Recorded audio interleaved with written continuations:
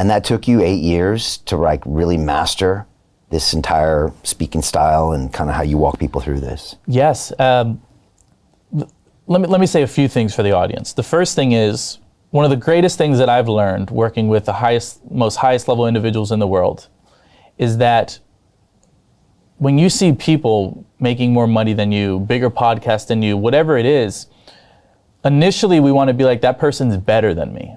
And that's really disempowering to think that you're not superior and they are superior. But what the mindset shift that I'd like the audience to adopt is, it's not that they're better than you, but ask the question of, what do they know that I don't? And how can I get the information? The truth is, we talked about this off stage, you've been podcasting when I was in high school, right? And I love that, and I think that's incredible. So of course, like, you have more mastery than most, you've been doing it for a very long time. And so you have information that I don't have. I have information that you don't have. We can exchange information to collapse time. And that's what the greatest teachers do. So for me, yeah, I've spent 8 years of my life digging the well of knowledge, but also success leaves clues. And so what do I mean by that? Well, whatever you want to be the greatest at, find the greatest and observe them and study them and analyze them. What are they doing right? What are their patterns? How do they communicate? What's their tonality? All these different things, you can gain so much from just observing. I mean, you're observing me, I'm observing you. When we're in different scenarios, we can see how we act. And so success leaves clues, and most is caught, not taught. It's observed, and then you implement. And so yeah, this is 8 years, and I'm still learning. And ideally, tomorrow when you see me, I'm even better than I was today. And I think our whole intention as high-value men, whatever you want to call it, is our intention is to build ourselves into the greatest version of man and give it to the world. That's why we do what we do. My human experience is for me, but ultimately I also believe the majority of my human experience is for you.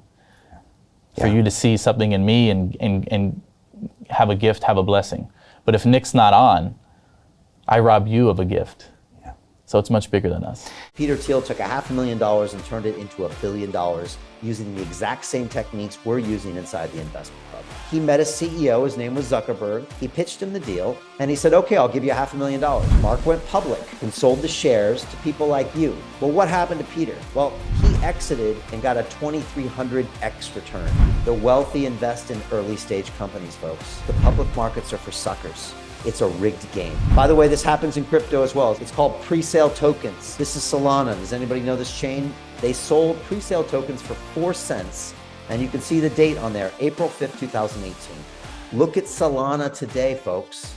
That thing's up over 1,000x. The media and Wall Street and all these hype people get you to buy the top. Meanwhile, they put their clients in at the bottom and they use you for liquidity to make their clients rich. You can play this same game. You just have to have the financial education and the deal flow. That's it. Yeah, I had a guest one time that she said, before you ever leave the house, you need to make sure you love yourself.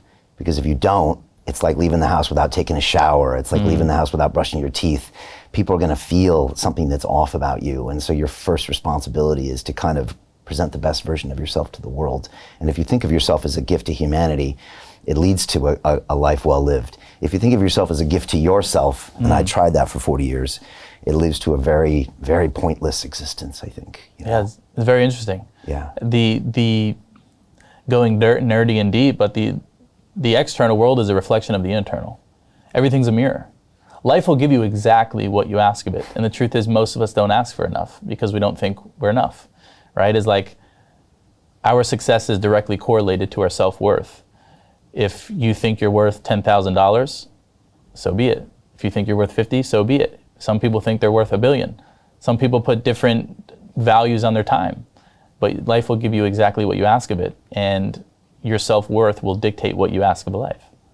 It's very interesting. It is. And even for people that are listening, we were just talking about with my group networking. And how many times, especially on the come up, and for those that are listening, have you been in a room where you were like, I don't know if I feel like I should be in this room. I feel like everybody's richer than me. I feel like everybody's smarter than me. Well, great. One, that's an incredible room to be in.